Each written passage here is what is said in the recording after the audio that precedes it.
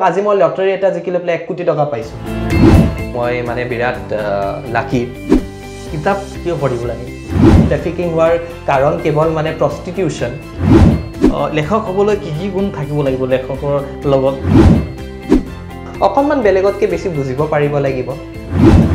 নাম ক'লে সকলোৱে চিনি পোৱা প্ৰডিউচাৰ প্ৰডাকশ্যন হাউচৰ লগত মই স্ক্ৰীন ৰাইটিঙত কাম কৰি আছো হাইয়েষ্ট পেইড জবছ বুলি ক'লে বা ৱৰ্ক বুলি ক'লে আপোনাৰ কণ্টেণ্ট ক্ৰিয়েশ্যনৰ পৰা আৰম্ভ কৰি এনেকুৱা বস্তুবিলাক আহে নমস্কাৰ জনাইছো অনুষ্ঠানটোলৈ আৰু আজি আমাৰ মাজত আহি উপস্থিত হৈছে এগৰাকী বিশিষ্ট যুৱ লেখক যিগৰাকী যুৱ লেখকৰ এতিয়ালৈকে প্ৰকাশন কৰা দুটা কিতাপক লৈ গোটেই ভাৰতবৰ্ষ আৰু অসমত বিশেষকৈ উত্তৰ পূৰ্বাঞ্চলত এটা খলকনি সৃষ্টি কৰিবলৈ সক্ষম হৈছে তেখেতৰ প্ৰথমখন কিতাপৰ নাম আছিল the Chronicle of mortal Bishnu এয়া ইংৰাজী ভাষাত আছিল এতিয়া প্ৰকাশিত হৈছে বিশেষকৈ তেখেতৰ অসমীয়া ভাষাত ওলাবলৈ গৈ আছে হৰিহৰ যুদ্ধ ইতিমধ্যে সেই কিতাপখন 10 ডিসেম্বৰ তাৰিখে ইংৰাজী ভাষাত উন্মোচন হৈছে আৰু বিশেষকৈ এয়াৰপোৰ্ট আৰু এমাজনত বেষ্ট সেলাৰ হিচাপে পৰিগণিত হৈছে আমি এতিয়া পুনে পুনে অনুষ্ঠানটোলৈ মই স্বাগতম জনাব বিচাৰিছো অন্তৰ আত্ৰেদেৱক নমস্কাৰ বিশেষকৈ আপুনি এগৰাকী যুৱ লেখক পেছাদাৰী যুৱ লেখক বুলি ক'ব লাগিব আৰু যেহেতু ভৱিষ্যত দিনত নিজকে পেছাদাৰী যুৱ লেখক হিচাপে বা লেখক হিচাপে আপুনি নিজৰ পৰিচয় দি যাম বুলি আপুনি কৈছে বিশেষকৈ আজিৰ অনুষ্ঠানটোলৈ আমি হৰিহৰ এই কিতাপখনৰ বিষয়ে এই কিতাপখন কিয় লিখিব লগা হ'ল এই কিতাপখনৰ আৰৰ কাহিনীবিলাক আমি অলপ জানিব বিচাৰোঁ নিশ্চয় মই আৰম্ভ কৰিব বিচাৰো যে এটা বিৰাট ইণ্টাৰেষ্টিং কথাৰে মই যেতিয়া প্ৰথম ভিডিঅ' এনাউন্সমেণ্টটো কৰিছিলোঁ আমাৰ মানে অসমীয়া বা আমি নেপালী কমিউনিটিৰ কিতাপবোৰ যেতিয়া ৰিলিজ হয় ইয়াত হোৱাতকৈ ইয়াত ধৰণৰ হয় কিন্তু যিহেতু মই পেছাগত লেখক বা ইংৰাজী কিতাপবিলাক ৰিলিজ হোৱা এটা বেলেগ ধৰণৰ প্ৰচেছ থাকে আমি তাত প্ৰথমতে টাইটেল ৰিভিল কৰোঁ তাৰপিছত টিজাৰ বা ট্ৰেইলাৰ উলিয়াওঁ তাৰপিছত প্ৰি লঞ্চত যায় তাৰপিছত লঞ্চত যায় মানে যিদৰে এখন চিনেমা অহাৰ আগতে প্ৰমোশ্যন কৰা হয় চিনেমাখনৰ বিষয়ে মানুহক কোৱা হয় ঠিক সেইদৰে এখন ইংৰাজী কিতাপৰ প্ৰমোশ্যন বা এটা পেকেজিং কৰা হয় সো সেই সময়ত একদম প্ৰথম ভিডিঅ'টো হয় এনাউন্সমেণ্ট ভিডিঅ' বুলি সো এনাউন্সমেণ্ট ভিডিঅ'টোত যেতিয়া মই ক'লোঁ কিতাপখনৰ বিষয়ে কনচেপ্টটোৰ বিষয়ে ক'লোঁ যে ভগৱান শিৱ আৰু ভগৱান শ্ৰীকৃষ্ণৰ মাজত হোৱা এই যুদ্ধখনৰ কথা আছে এই কিতাপখনত ঊষা অনিৰুদ্ধৰ প্ৰেমৰ কাহিনী আছে এই কিতাপখনত তেতিয়া অসমৰ বাহিৰৰ পৰা মোৰ মানে বিৰাট এটা ডাঙৰ মানে বিতৰ্ক সৃষ্টি হৈছিলে মানে বহুতো লোকে কমেন্টছত কৈছিলে যে এইটো এটা ফেক কাহিনী অসমৰ বা এনেকুৱা কি কৰিছে এজন মানে কোন লেখক এজন বেন কৰিব লাগে কিতাপখন ইনফেক্ট মানে এনেকুৱাকে কমেন্ট কৰিছে বেন দা বুক বেন দা অথৰ আনকি বেন বলিউড বুলিও কোনোবাই সোমোৱাই দিছে মানে আজিকালি বেনটো ইমান হিৰ গৈছে Ben Ben Ben Ben Bollywood মানে মানুহে টাইপ কৰি থাকোতে মানে কিতাপখনত বলিউডক সোমোৱাই দিছে আৰু কিন্তু এই বস্তুটো যে হ'ব সেইটো মই জানিছিলোঁ আৰু এই মানে মই কিতাপখন লিখিব বিচাৰাৰ পিছত মোৰ উদ্দেশ্যটোৱে এইটো আছিলে যে যাতে এই বস্তুটো সদায় যাতে হৈ নাথাকক মই জানিছিলোঁ যে এইখনৰ বিষয়ে মানুহে নাজানে অসমৰ বাহিৰত একেবাৰে নাজানে কোনোবা এজন মানুহে জানিলে এইটো বিৰাট ডাঙৰ কথাহে কিন্তু কিয় নাজানে মই সেই প্ৰশ্নটো নিজকে কৰিছিলোঁ প্ৰথম কিতাপখন লিখাৰ আগত যে কিয় নাজানে জানিবতো লাগে ভগৱান শিৱ আৰু ভগৱান কৃষ্ণ একেটা পৃষ্ঠাতে আহি একে জেগাতে আহি যেতিয়া যুদ্ধ কৰা এনেকুৱা ধৰণৰ মই এইটো মানে অলৰেডি 2-3টা মান মিডিয়া হেৰিয়াত কৈছোঁ যে এইটো once in a life time ধৰণৰ কিতাপ হয় এনেকুৱা কিতাপ বাৰে বাৰে নোলায় ইমান এটা ডাঙৰ কনচেপ্টত গতিকে মোৰ ভিতৰৰ পৰা এটা মানে জেদ আছিলে এটা আক্ৰোশ আছিলে যে মানে ভালকৈ আৰু কিন্তু এটা মানে ভিতৰত এটা ফ্ৰাষ্ট্ৰেশ্যন এটা আছিলে যে মানে কিয় নাজানে বাৰু এইটোৰ বিষয়ে আৰু বিশেষকৈ মই তেজপুৰতে ডাঙৰ দীঘল হোৱা মানে মই আমাৰ অগ্নিগড় মহাভৈৰৱ বছৰটোৰ নৱবৰ্ষৰ প্ৰথম দিনটো মহাভৈৰৱৰ পৰা আৰম্ভ হয় গতিকে এই সকলোখিনি কথা সৰুৰে পৰা দেখিছোঁ কৰিছোঁ তাৰ পিছতে যে নাজানে সেই বস্তুৱে মোক মানে সঁচা কথা ক'ব গ'লে ডিষ্টাৰ্ব কৰিছে অন্তৰাত্মদেৱ বিশেষকৈ আমি দেখা পাওঁ যিসকল লেখক আছে আধ্যাত্মিক যিটো আপুনি অধ্যয়ন কৰিছে আধ্যাত্মিকতাক অধ্যয়ন কৰি কিতাপ লিখিছে বিশেষকৈ আমি দেখিবলৈ পাওঁ প্ৰেমৰ কাহিনী হওক বা বিভিন্ন ইতিহাস সম্বলিত গ্ৰন্থ হওক এইবিলাক ক্ষেত্ৰত যুৱকসকল যথেষ্ট আগবঢ়া বা লেখকসকলে সেইবিলাক বিষয়ক লৈ লিখি কিন্তু আপুনি এই আধ্যাত্মিক বিষয় এটাক কেনেকৈ নিজকে যে এই বিষয়ত মই লিখিম বুলি নিজে কেনেকৈ অৰ্পণ কৰিলে আচলতে এইটো মানে মই ভাবোঁ যে বহু বস্তু মানুহৰ জীৱনত কৰোঁ বুলি কৰা নহয় হৈ যায় আৰু তেনেকুৱা বস্তু যোনবিলাক আমাৰ প্লেন নাথাকে মই এইটো নকওঁ যে প্লেন থাকিব নালাগে প্লেন এটা থকা বহুত এসেনশিয়েল কিন্তু যদি এটা বস্তু প্লেনৰ কাৰণে নহয় কিন্তু আপোনাৰ আগত কৰ্ম হিচাপে আহি পৰিছে তেতিয়াহ'লে সেইটো আপোনাৰ দায়িত্ব হৈ পৰে আনকি মই গীতা মানে পঢ়িছোঁ অধ্যয়ন কৰিছোঁ বৰ বেছি জানো বুলিও নকওঁ কিন্তু যিমানখিনি পঢ়িছোঁ যিমানখিনি শিকিছোঁ তাত কৰ্ময়োগীৰ যোনটো কনচেপ্ট আছে তাত কোৱা গৈছে যে এজন কৰ্ময়োগী মানুহে নিজৰ কামটোও নিজে বাছি নলয় আনকি যোনটো কাম তেওঁৰ আগত আজি আহিছে সেই কামটোৱে যদি তেওঁ 100% দি কৰিছে সেইটো তেওঁৰ মানে সেইজন মানুহে কৰ্ময়োগী ঠিক তেনেকৈ 2016 চনত গ্ৰেজুৱেশ্যন মই অৰ্থনীতিত গ্ৰেজুৱেট দিল্লী ইউনিভাৰ্চিটিৰ ৰামজোছৰ পৰা তাৰপিছত মই US যাব বিচাৰিছিলোঁ চিটো পাইছিলোঁ ইউনিভাৰ্চিটি এখনত কিন্তু স্কলাৰশ্বিপ নাপালোঁ সো স্কলাৰশ্বিপ নোপোৱাৰ কাৰণে মই নাযাওঁ বুলি ভাবিলোঁ আৰু সেই সময়ত কিছুমান পাৰ্চনেল ক্ৰাইচিছ আছিলে মোৰ দেউতাৰ গা ভাল নাছিলে সেই গোটেইখিনি কথা মানে সেই বস্তুখিনি মোক অলপ ইম্পেক্ট কৰিলে অলপ নহয় আচলতে বেছিয়ে কৰিলে মোৰ ডিপ্ৰেশ্যন হৈছিলে তাৰপিছত আৰু মই 9 মাহ মেডিকেশ্যনত আছিলোঁ গুৱাহাটীতে দেখুওৱা হৈছিলে মোৰ কিন্তু সেইটো সময়তে মোৰ মায়ে ক'লে যে অকণমান তুমি গীতাখন পঢ়ি চোৱাচোন হয়তো কিবা উত্তৰ পাব পাৰা সেই সময়ত যে মই প্ৰথমবাৰ গীতা পঢ়িলোঁ একোৱে বুজি নাপালোঁ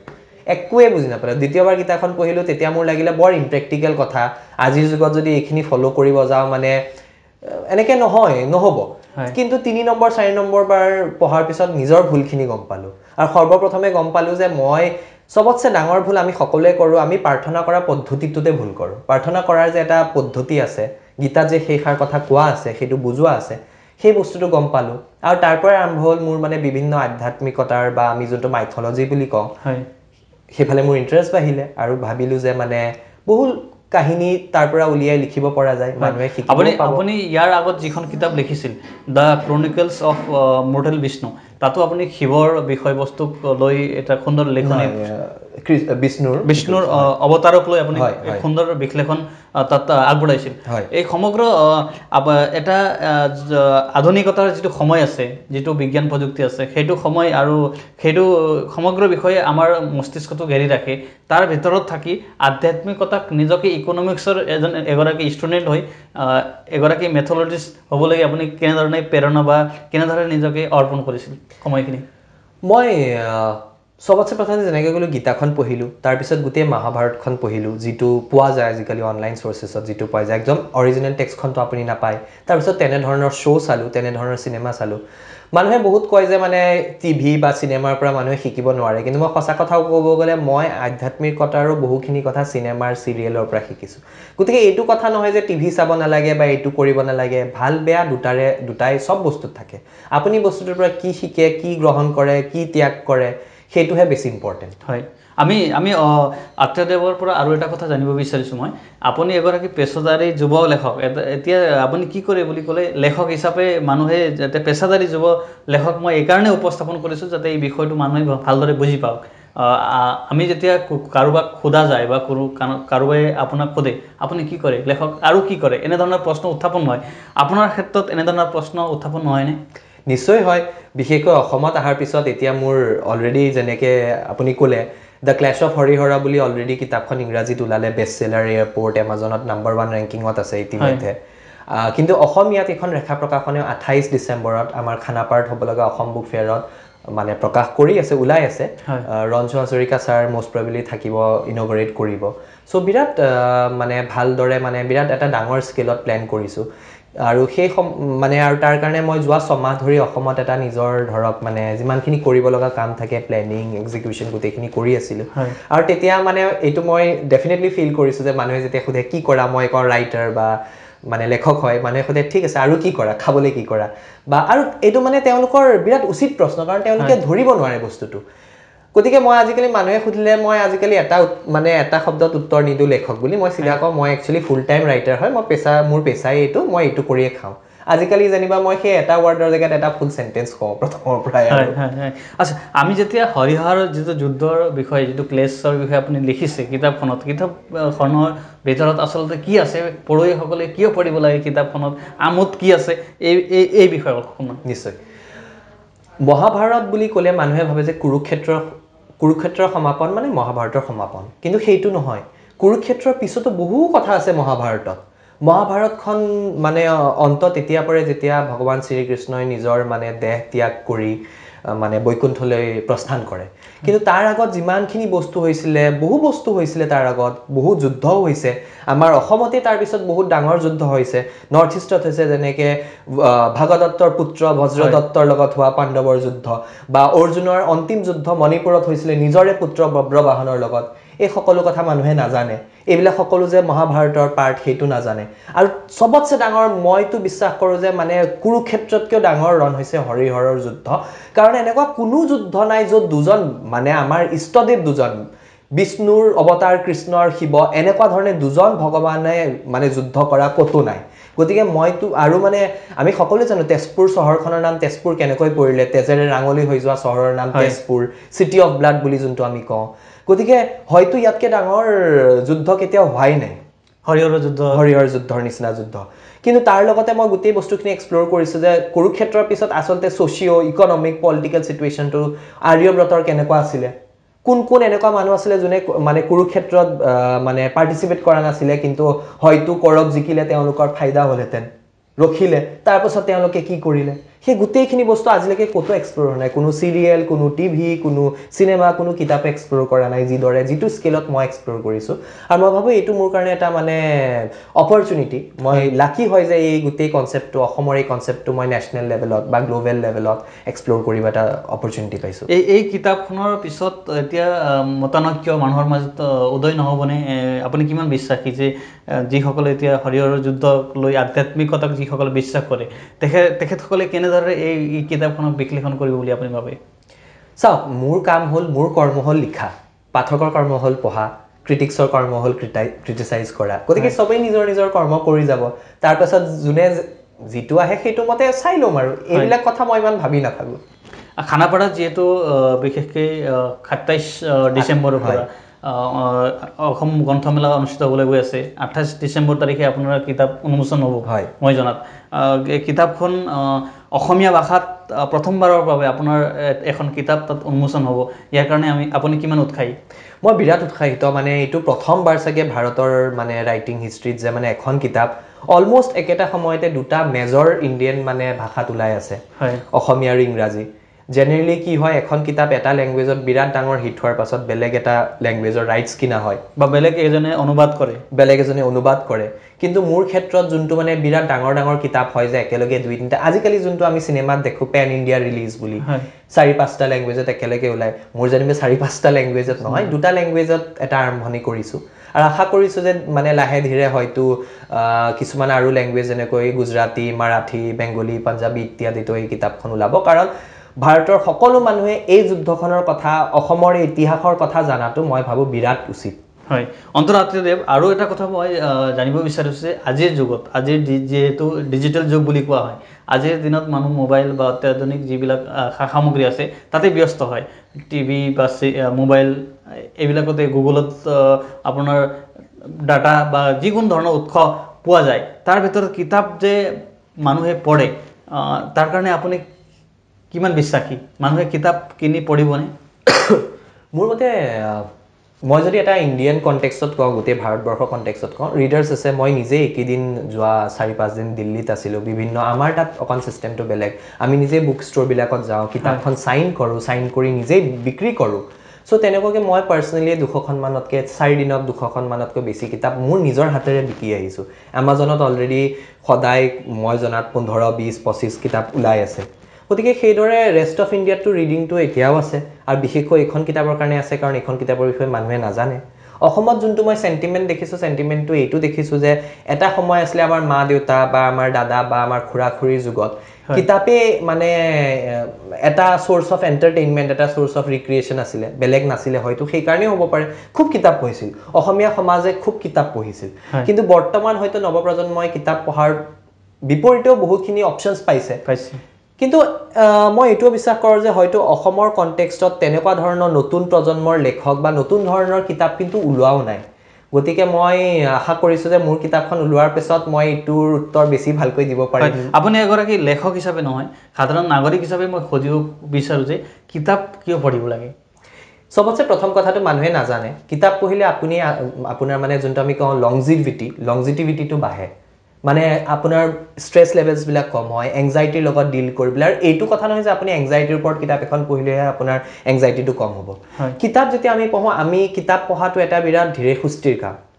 আচলতে কিতাপ পঢ়িলে মানুহে এনেকৈ কিতাপখন খুলি গোটেই পেজখন পঢ়িলে ইখন পেজ লুটিয়ালে তেনেকৈ নপঢ়ে এজন ভাল পঢ়ুৱৈয়ে সদায় পাঠক এজনে যেতিয়া কিতাপ এখন পঢ়িব তেওঁ হয়তো এটা পেৰাগ্ৰাফ পঢ়াৰ পিছত কিতাপখন অলপ দেৰি বন্ধ কৰিব অলপ চকুটো মুদি ভাবিব ইমাজিন কৰিব সেই বস্তুখিনি আপোনাৰ ষ্ট্ৰেছ লেভেল কমায় আপোনাৰ এংজাইটি কমায় আৰু আপোনাৰ ক্ৰিয়েটিভিটিটো বঢ়ায় হয় গতিকে তেনেকুৱা বহু ধৰণৰ ধৰক উদাহৰণ আছে বহু ৰিজনছ আছে তাৰ পৰা আমি সকলোৱে জানো আপোনাৰ ৱাৰেন বাফেটৰ পৰা আৰম্ভ কৰি এলন মাস্ক শাহৰুখ খান যিমান মানে ডাঙৰ মানুহ আছে যোনে হয়তো নিজৰ ফিল্ডত মানে বেষ্ট কাম কৰিছে তেওঁলোকে কিবা নহয় কিবা ধৰণৰ কিতাপ পঢ়ে আৰু কিতাপ বুলি ক'লে আজিকালি এটা হৈছে যে যোনটো পঢ়িব লাগে সেলফ হেল্প কিতাপ আমি যোনটো কওঁ কেনেকৈ সুখী হ'ব পাৰি কেনেকৈ ধৰক কথা পাতিব শিকিব পাৰি সেইখিনি পঢ়িব লাগে কিন্তু তাতকৈ বেছি গুৰুত্বপূৰ্ণ হয় যে আপুনি মানে কল্পনাৰে সৃষ্টি কৰা কিতাপ যাতে পঢ়ে সাধু কথা যাতে পঢ়ে আৰু আমি সকলো বাৰু মানে এজন বাৰু মানে ষ্টৰী টেলাৰ নহয় নে মই এইটো কথা সদায় কওঁ যে আপুনি আজি আপোনাৰ ঘৰৰ ওচৰত বা আপোনাৰ ঘৰৰ ভিতৰত যে সৰু বাচ্চা এটা আছে ক্লাছ 2-3 লৈকে পঢ়া 4-5 লৈকে পঢ়া তেওঁৰ ওচৰত আহিলে পেলাই কিবা এটা বিৰাট ইণ্টাৰেষ্টিং কথা ক'বচোন সেই ল'ৰা বা ছোৱালীজনে 2-3 দিনৰ ভিতৰত সেই তেনেকুৱা ধৰণৰ নিজৰ কাহিনী এটা নিজে বনায় গতিকে আমি সকলো মানে ষ্টৰী টেলাৰ হয় ইনফেক্ট আমি এডভাৰটাইজমেণ্ট দেখোঁ বিল বৰ্ডছ দেখোঁ এইবিলাক চব আমি ষ্টৰী আৰু ষ্টৰী টেলিঙৰে মানে আমি গোটেই চাৰ্কেল হৈ থাকোঁ হয় গতিকে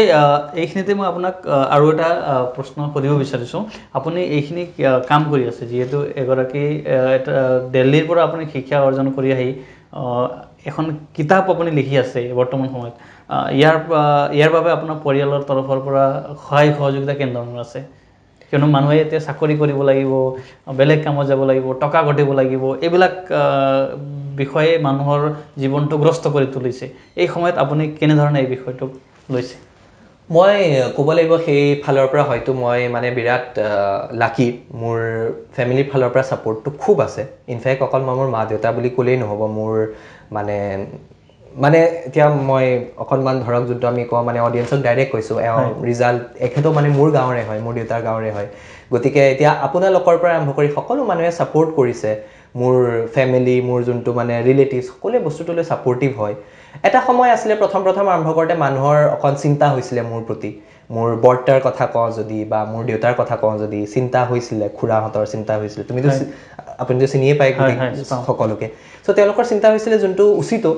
কিন্তু যেতিয়া দেখিলে প্ৰথম কিতাপৰ পিছত হয়তো মই এইটো ফালে অকণ আগুৱাই যাব পাৰিম গতিকে এতিয়া বিৰাট উৎসাহিত তেওঁলোকক মানে প্ৰোৎসাহন দিয়ে আৰু আগুৱাই যাবলৈ আশীৰ্বাদ দিয়ে আৰু মই এইটো ক'ব লাগিব মোৰ প্ৰথম কিতাপখনতো মানে এটা বিৰাট ডাঙৰ মানে ছাপোৰ্ট মই নেপালী কমিউনিটিৰ পৰা পাইছিলোঁ মানুহসকলৰ পৰা পাইছিলোঁ তাৰ আগতে মই ইমান মোৰ এতিয়া ফেচবুকত আপুনি নেপালী কমিউনিটি বুলি ক'লে অকণমান মই দৰ্শকসকলক বুজাবলৈ চেষ্টা কৰিম বিশেষকৈ অন্তৰাষ্ট্ৰীয় তেখেতৰ দেউতা আমাৰ গোৰ্খালী আৰু তেখেতৰ মাতৃ এগৰাকী অসমীয়া গতিকে তেখেতে অসমীয়া ক'বলৈ কমফৰ্টেবল বা তেখেতক ক'বলৈ সুবিধা হয় কিয়নো তেখেতে অসমীয়া মাধ্যমৰ স্কুল বা অসমীয়া মাধ্যমত কামখিনি কৰাৰ কাৰণে সুবিধা হৈছে আৰু তেখেতে নেপালী খুব ধুনীয়াকৈ বুজিও পায় সেইকাৰণে আমি অনুষ্ঠানটো অসমীয়া ভাষাতে এতিয়া কৰি আছোঁ মই এইখিনিতে তেখেতৰ যিহেতু পেছাদাৰী যুৱ লেখক বা পেছাদাৰী লেখক হিচাপে তেখেতৰ আগন্তুক পৰিকল্পনা কি আছে আগন্তুক দিনত অসমৰ ৰাইজক তেখেতে কেনেধৰণৰ বা অসমৰ পঢ়ুৱৈক কেনেধৰণৰ কিতাপ তেখেতে আগবঢ়াব বা উপহাৰ দিব সেই বিষয়ে অকণমান জানিব বিচাৰিছোঁ নিশ্চয় মোৰ এতিয়া পাইপলাইনত 4-5খনমান কিতাপ আছে ইয়াৰ পিছত মই কৃষ্ণৰ নৰকাসুৰৰ এখন কিতাপ কৰি আছোঁ সেইটো কাহিনী অসমৰ বাহিৰত কোনেও নাজানে আৰু তাৰ উপৰি মই এতিয়া অলপমান ট্ৰু ক্ৰাইম বুলি আমি যোনটো কওঁ ট্ৰু ক্ৰাইম কিতাপ তেনেকুৱা কৰি আছোঁ সেয়া বিভিন্ন পুলিচ অফিচাৰ বা লয়াৰ এওঁলোকৰ লগত মিলি লিখি আছোঁ তাৰে ভিতৰত এটা বিৰাট মানে মই ইয়াত বিশেষকৈ ক'ব লগা মানে এজন মানুহ বা এখন কিতাপৰ বিষয়ে কওঁ ৱেষ্ট বেংগলৰ কালিম্পং নামৰ ঠাইখনৰ এজন মানুহ আছে ৰাজু নেপালী বুলি আমাৰ কমিউনিটিৰে মানুহ তেওঁৰ লগত মই এখন কিতাপ লিখি আছোঁ যোৱা 15 বছৰ তেওঁ এটাই কাম কৰি আছে বিভিন্ন জেগাত যিমান ইণ্ডিয়াৰ বিভিন্ন চহৰত যিমান ল'ৰা ছোৱালী ট্ৰেফিক হয় আৰু আচৰিত হ'ব মানুহে জানে যে ট্ৰেফিকিং হোৱাৰ কাৰণ কেৱল মানে প্ৰষ্টিটিউশ্যন বা তেনেকুৱা নহয় ট্ৰেফিকিং বহু কাৰণৰ কাৰণে কৰা হয় চুলিৰ কাৰণে কৰা হয় ৰেয়াৰ ব্লাড গ্ৰুপৰ কাৰণে কৰা হয় স্কিনৰ কাৰণে কৰা হয় আৰু মানে আপোনালোকে ভাবিব নোৱাৰে যে মানে এই শিলিগুৰি নেপাল বিহাৰ বেল্টটোত কিমান ধৰণৰ ডেইলি আপোনাৰ যদি 20-25 জনতকৈও বেছি যদি ট্ৰেফিক ভিক্টিম হয় বুলি কওঁ ভুল নহয় আৰু এই ৰাজু নেপালী বুঢ়া মই তেওঁক দাজু বুলি মাতো চ' মানে দাজুৱে মানে যোৱা 15 বছৰ ধৰি 15,000তকৈ বেছি 15,000তকৈ অধিক ল'ৰা ছোৱালীক ঘূৰাই আনিছে নিজৰ ঘৰলৈ তেওঁ কালিংপুঙৰ তেওঁ হয় কালিংপুঙৰ কিন্তু তেওঁ পাঞ্জাবৰ পৰা আৰম্ভ কৰি আপোনাৰ চাউথৰলৈকে মুম্বাইলৈকে ইনফেক্ট নেপালৰ পৰাও তেওঁ গৈ লৈ পেলাই ল'ৰা ছোৱালী উদ্ধাৰ কৰি ঘৰলৈ ঘূৰাই আনিছে কেনেকৈ যায় তেওঁৰ কামেই এইটো তেওঁৰ প্ৰথমতে মানে নেপালত পেষ্টৰ আছিলে তাৰপিছত তেওঁৰ নিজৰ লগৰ ছোৱালী এজনী যেতিয়া ট্ৰেফিক হ'ল বুলি গম পালে তেওঁ তেতিয়াৰ পৰা মানে নিজৰ জীৱনৰ এটা মূল মন্ত্ৰ বনাই ল'লে যে মই যিমান পাৰোঁ এই দিশত কাম কৰি যাম আজিৰ তাৰিখত তেওঁ কালিংপুং বা বেংগল পুলিচৰ লগত আণ্ডাৰ কভাৰ হৈ পেলাই যায় মই যোনখন কিতাপ লিখি আছোঁ তেওঁৰ লগত সেই কাহিনীটো হয় যে তিনিজনী নেপালী ছোৱালী কালিংপুঙৰ নেপালী ছোৱালী তিনিজনী মানে পাঞ্জাবত লৈ যোৱা গৈছিলে আৰু পাঞ্জাবৰ যোনটো আমি বন্দুক ধৰা মাফিয়া আৰ্ম মাফিয়া বুলি যোনটো কওঁ আৰ্ম মাফিয়াৰ হাতৰ পৰা পুলিচৰ লগত আণ্ডাৰ কভাৰ কৰি তেওঁ তিনিজনীতকৈ বেছি ছোৱালী উভতাই আনিছে মই ভাবোঁ গোটেই দেশত মানে জানিব লগা এজন মানুহ হয় বিশেষকৈ আমাৰ কমিউনিটিৰটো সকলো মানুহে তেওঁক নিশ্চয় জানিব লাগে 15,000 মানুহক উদ্ধাৰ কৰিছে মই কওঁ আমি এজন মানুহৰ যদি জীৱনত যদি কিবা এটা পজিটিভ ইম্পেক্ট কৰিব পাৰোঁ আমি চাগে মোক্ষ পাম তেওঁ 15,000 কৰিছে তেওঁ মানে হয়তো 7টা জনমৰ কাৰণে মোক্ষ এই জনমতে মানে তেওঁ মানে পুঞ্জীভূত কৰি থৈছে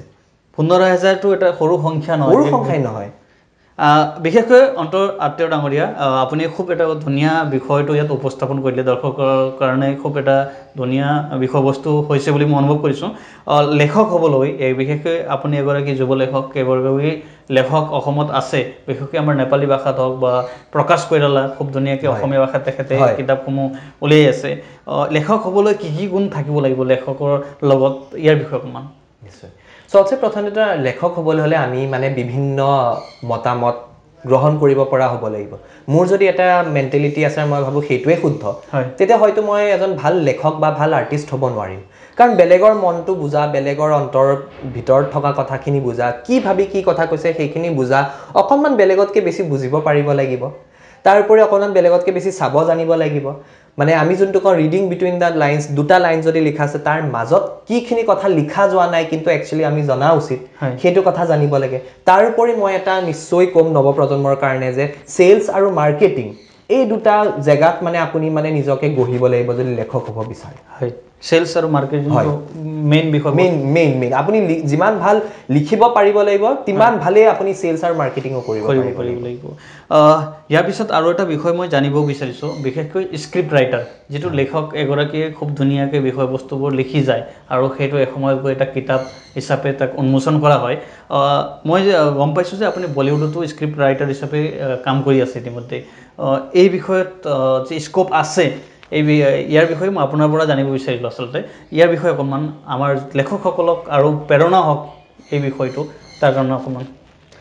আমাৰ ইয়াত এটা মানে এতিয়া কথা এটা আছে যে অহা 10 বছৰ গোল্ডেন পিৰিয়ড হ'ব ৰাইটিঙৰ কাৰণে ইণ্ডিয়াত এতিয়া মই অসমৰে ল'ৰা এজন দিল্লীত বাৰু পঢ়িলোঁ আছিলোঁ সেইটো বেলেগ কথা কিন্তু মই এনেকৈ কাকো চিনি নাপাওঁ মই বোলে বম্বেত গৈ আমুকক চিনি পাওঁ তামুকক চিনি পাওঁ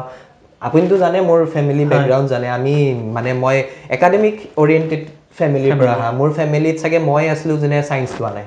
সেইটো বাৰু বেলেগ এটা কথা সেইটো বহুত ডাঙৰ এটা হেৰি হৈ গৈছিলে গতিকে তেনেকুৱা এটা ফেমিলিৰ পৰা আহি মই আজিৰ তাৰিখত যদি মানে এই যোনখন ৰাজু নেপালীজীৰ কিতাপখন ক'লোঁ সেইখনৰ ওপৰত মই এখন স্ক্ৰীন প্লেও লিখি আছোঁ বিৰাট ডাঙৰ মই এতিয়া মোৰ নন ডিছক্ল'জাৰ এগ্ৰিমেণ্ট লাগি আছে কাৰণে মই ৰিভিল কৰিব নোৱাৰোঁ কিন্তু মানে বিৰাট ডাঙৰ প্ৰডিউচাৰ এজনৰ পৰা মোৰ তাত অফাৰ আহি থৈছে তাৰ উপৰিও মই আৰু 2-3জনমান নাম ক'লেই সকলোৱে চিনি পোৱা প্ৰডিউচাৰ প্ৰডাকশ্যন হাউচৰ লগত মই স্ক্ৰীন ৰাইটিঙত কাম কৰি আছোঁ আজিকালিৰ কথাটো হৈছে যে গুৱাহাটীত হওক আমাৰ বিশ্বনাথ চাৰিআলিত হওক গহপুৰত হওক লখিমপুৰত হওক য'তে হওক আমি বহি লৈ পেলাই ইমেইলৰ জৰিয়তে বিভিন্ন প্ৰডাকশ্যন কোম্পানীৰ ৱেবছাইটত আমি আমাৰ আইডিয়াজ পঠাব পাৰোঁ আপুনি একো পঠাব নালাগে প্ৰথমতে এটা বেচিক আইডিয়া এখন পেজত আপুনি যদি পঠাব পাৰে ভালদৰে লিখি তাৰ পৰা আপোনাৰ মানে স্ক্ৰীন ৰাইটিঙৰ এটা অপৰচুনিটি খোল খাব পাৰে হয় গতিকে খুব ধুনীয়া এটা অপৰচুনিটি স্ক্ৰিপ্ট ৰাইটিঙত আছে হয় আৰু নিশ্চয় কোনোবাই যদি এইটো বিষয়ে জানিব বিচাৰে কোনোবা যদি নৱপ্ৰজন্ম বা মোতকৈ হয়তো এজত ছিনিয়ৰ মানুহে যোনে কিন্তু প্ৰচেছটোৰ বিষয়ে নাজানে কিতাপ লিখিব বিচাৰে স্ক্ৰীন ৰাইটিং কৰিব বিচাৰে অপৰচুনিটিখিনিৰ বিষয়ে জানিব বিচাৰে নিশ্চয়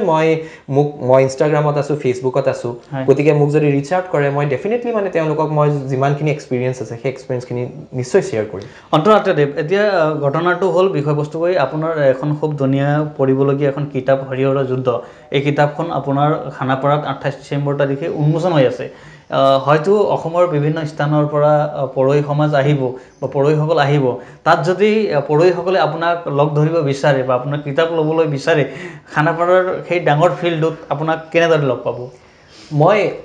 ষ্টল নম্বৰটো দিবলৈ মানে প্ৰকাশন পৰিষদৰ তৰফৰ পৰা ষ্টল নম্বৰটো আৰু 2-3 দিনত দিয়া যাব তাৰপাছত মোৰ ছ'চিয়েল মিডিয়াত ফেচবুকত ইনষ্টাগ্ৰামত মই অথৰ অন্তৰাত্ৰিয় নামেৰে আছোঁ তাত মই এনাউন্স কৰিম আৰু বিভিন্ন মিডিয়া হাউচ বা মোৰ যিমান কোলাবৰেটৰ আছে সকলোৱে কৰিব ৰেখা প্ৰকাশন মোৰ প্ৰকাশক তেওঁলোকেও কৰিব আৰু মই মানে সেই ষ্টল নম্বৰটো গম পোৱাৰ লগে লগে মই সামাজিক মাধ্যমৰ থ্ৰু দি সকলোৱে গম পাই যাব তাত আহি আপোনাক লগ ধৰিব পাৰিব নিশ্চয় লগ ধৰিব পাৰিব মই যি সুধিব আছে সুধিব বিচাৰিব পাৰে মই কম আৰু বিৰাট ধুনীয়াকৈ মানে বিৰাট মানে হোপ লৈ বিৰাট মানে ক্ৰিয়েটিভিটি লৈ এখন ষ্টল বনাইছোঁ এতিয়া মানে বস্তুটোৰ বিষয়ে বেছি নকওঁ কিন্তু বহুত সোনকালে 2-3 দিনতে ৰিভিল কৰিম মই মানে চিয়'ৰ যে মানুহে চাই সেই ষ্টলখন চাইও বিৰাট ভাল পাব বিশেষকৈ উঠি অহা প্ৰজন্মক যিসকলে লেখক হ'ব বিচাৰে যিসকলে কিতাপ লিখিব বিচাৰে তেখেতসকলক লৈ আপোনাৰ কি মন্তব্য থাকিব সবচে প্ৰথমে মই ক'ম যে মানে নোৱাৰা কাম একো নাই মই মানুহে মোক সোধে যে মানে অৰ্থনীতি পঢ়িলা দিল্লী ইউনিভাৰ্চিটিত পঢ়িলা তাৰপিছত ৰাইটাৰ হ'লা যে কেনেকৈ কিন্তু মই মানুহক কওঁ যে মই অৰ্থনীতি পঢ়িলোঁ দিল্লী ইউনিভাৰ্চিটিত পঢ়িলোঁ সেইকাৰণে মই ৰাইটাৰ হ'ব পাৰোঁ মানুহক পাজেল হয় এক্সেক্টলি মানুহে সোধে কেনেকৈ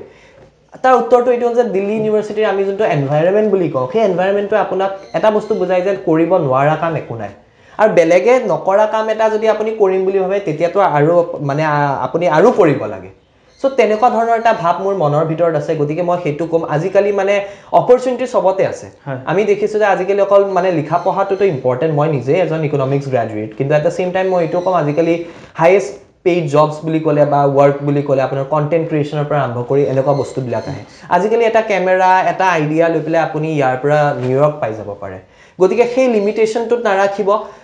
যাৰ পৰা পাৰে যেনেকৈ পাৰে শিকক এতিয়া মই মাৰ্কেটিং সেলছৰ বিষয়ে ক'ৰ পৰা জানিলোঁ ইউটিউবৰ পৰা জানিলোঁ ইণ্টাৰ্ণশ্বিপ কৰিছিলোঁ নিজৰ কলেজত ফেষ্ট অৰ্গেনাইজ কৰিছিলোঁ আপুনিও কৰে বহু মানুহে কৰে কিন্তু মানে সেইটো নাভাবে যে মই আজি যদি নিজৰ কলেজত বা নিজৰ কমিউনিটিত বা নিজৰ গাঁওখনত যদি বস্তু এটা অৰ্গেনাইজ কৰিব পাৰোঁ মই কোম্পানী এটাৰ কাৰণেও যে কিবা এটা কৰিব পাৰোঁ সেই বস্তুটো যে বেছি এটা পাৰ্থক্য নাই স্কেলটো ডাঙৰ হয়তো ঘৰত কৰা কামটো ইমানটো হ'ব কোম্পানীত কৰা কামটো ইমানটো হ'ব কিন্তু মানে টেকনিকটো একেই অন্তৰাত্ৰিয়দেৱ আপুনি যিহেতু এগৰাকী লেখক বিশেষকৈ আপুনি মাইথলজিষ্ট ৰাইটাৰ হিচাপে পৰিচিত বা পৰিচয় দিব বিচাৰে আপুনি ইয়াৰ কাৰণে নিজকে কেনেদৰে প্ৰস্তুত কৰিছে বা কেনেদৰে এই ক্ষেত্ৰত আপোনাৰ কাম কি থাকিব এই বিষয়ে অলপমান মাইথলজিষ্ট হিচাপে মোৰ কাম হ'ল আমাৰ যিমান পৌৰাণিক গ্ৰন্থ আছে বা আমি সকলোৱে জানা মহাভাৰত ৰামায়ণৰ কথা সেইখিনি আমি কেনেকৈ এপ্লাই কৰিব পাৰোঁ এটা উদাহৰণ দিব গ'লে সমুদ্ৰ মন্থনৰ কথা সকলোৱে জানে সো সমুদ্ৰ মন্থনৰ পৰা যে কৰ্পৰেট বা আমাৰ মানে ইভেন গভৰ্ণমেণ্ট এমপ্লয়িজ বিলাকৰ কাৰণে এইটো বিৰাট হেল্পফুল কথা হয় যে সমুদ্ৰ মন্থনত কি হৈছিলে অসুৰ আৰু দেৱতাই একেলগে মিলি লৈ কাম কৰিছিল অমৃত মানে উলিয়াবলৈ ঠিক তেনেকৈ আমি জানো কেতিয়াবা নিজৰ মানে কৰ্মৰ কাৰণে নিজৰ মানে ৱৰ্ক প্লেছত আমি নিজৰ ৰাইভেল বা আমি কাৰোবাক ভাল নাপালেও আমি একেলগে মিলি কাম কৰিব লাগে সেই বস্তুটো আমি তাৰ পৰা শিকোঁ আৰু আমি যেতিয়া কিবা এটা ভাল কাম কৰোঁ তাত যে কেৱল ভাল বস্তু নোলায় বাই প্ৰডাক্ট হিচাপে বেয়া বস্তু ওলাব পাৰে যেনেকৈ সমুদ্ৰ মন্থনত কেৱল অমৃত ওলোৱা নাছিলে হলাহলো ওলাইছিল সেই হলাহলটো বা সেই বেয়া বস্তুখিনি কি কৰিব লাগে সেই বেয়া বস্তুটো যে ভগৱান শিৱই যেনেকৈ নিজৰ কণ্ঠত ৰাখি ধৰিলে বাহিৰতো উলিয়াই নিলে ভিতৰতো নললে সেই বস্তুৰে আমি শিকিব পাৰোঁ যে বেয়া বস্তু এটা আমি সম্পূৰ্ণৰূপে গ্ৰহণো কৰিব নালাগে আৰু বেলেগক কৈও ফুৰিব নালাগে ঠিক তেনেদৰে বহু কথা থাকে আমি আৰু এটা বস্তু হ'ল যে আমি সকলোৱে জয়দ্ৰত বধৰ কথা জানো জয়দ্ৰত বধৰ সময়ত কি হৈছিলে শ্ৰীকৃষ্ণই মানে অৰ্জুনক মানে যেতিয়া অৰ্জুনে জয়দ্ৰতক বধ কৰিব গৈছিলে কিন্তু জয়দ্ৰত মানে যুদ্ধ ৰণভূমিতে অহা নাছিলে কৌৰৱে তেওঁক মানে নিজৰ কেম্পত লুকুৱাই থৈছিলে তেতিয়া কৃষ্ণই মানে সূৰ্য অস্ত হ'ল বুলি মানে নিজৰ সুদৰ্শন চক্ৰটোৰে গোটেই সূৰ্যটো ঢাকি থৈছিলে আৰু সেইটো সময়ত অৰ্জুনে কি কৈছিলে কৃষ্ণক যে মই ভাবিছিলোঁ ভগৱান মই ভাবিছিলোঁ যে হয়তো মই এই যুদ্ধখনত পাণ্ডৱক বিজয়ী কৰিম কিন্তু যিহেতু মোৰ এতিয়া মৃত্যু হ'ব গৈ আছে মোৰ কোনো এইটো লৈ পেলাই মোৰ কোনো দুখ নাই কাৰণ আপুনি যিহেতু আপুনি যেতিয়া ভাবিছে যে মোৰ মৃত্যু হ'ব লাগে এনেকৈ হয়তো এইটো বিৰাট ডাঙৰ কিবা ভাল কামৰ কাৰণে ভাবিছে মোৰ কাৰণে ভাল হ'ব নোৱাৰিব পাৰে বা মই নুবুজিব পাৰোঁ এতিয়া কিন্তু সমাজৰ হিতৰ কাৰণে কিবা হৈছে সো তেনেধৰণৰ